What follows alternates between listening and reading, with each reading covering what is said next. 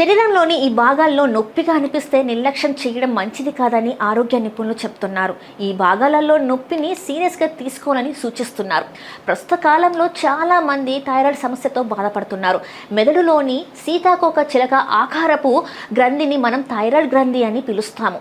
ఇది శరీర ఉష్ణోగ్రత, హృదయ స్పందన రేటు, మెదడు అభివృద్ధిని నియంత్రించడంలో సహాయపడే హార్మోన్ ఉత్పత్తి చేస్తుంది. కానీ థైరాయిడ్ గ్రంథిలో అసమానత కొన్ని సమస్యలకు దారితీస్తుంది. సాధారణంగా ఈ సమస్య గురించి ముందు శరీరంలో వివిధ భాగాల్లో నొప్పి అనిపిస్తుంది. ఎందుకంటే థైరాయిడ్ హార్మోన్స్ లో అసమతుల్యత ఉన్నప్పుడు అది ఎముకలను బలహీనపరుస్తుంది. ఇది వివిధ ప్రదేశాల్లో నొప్పికి దారితీస్తుంది. కాబట్టి థైరాయిడ్ వల్ల ఎలాంటి సమస్యలు వస్తాయో, శరీరంలో ఏ భాగాల్లో నొప్పి ఎక్కువగా వస్తుందో ఇప్పుడు తెలుసుకుందాం.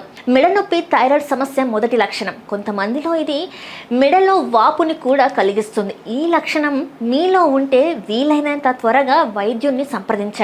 థైరాయిడ్ హార్మోన్స్ అసమతుల్యతలో ఉన్నప్పుడు దవడ కూడా నొప్పి వేస్తుంది. అందువల్ల మీరు దవడ నొప్పితో బాధపడుతుంటే దాన్ని నిర్లక్ష్యం చేయకండి.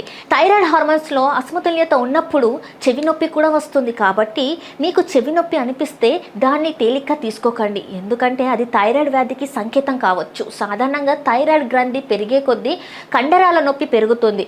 మీకు కండరాల్లో నొప్పిగా ఉంటే వెంటనే వైద్యుని సంప్రదించండి.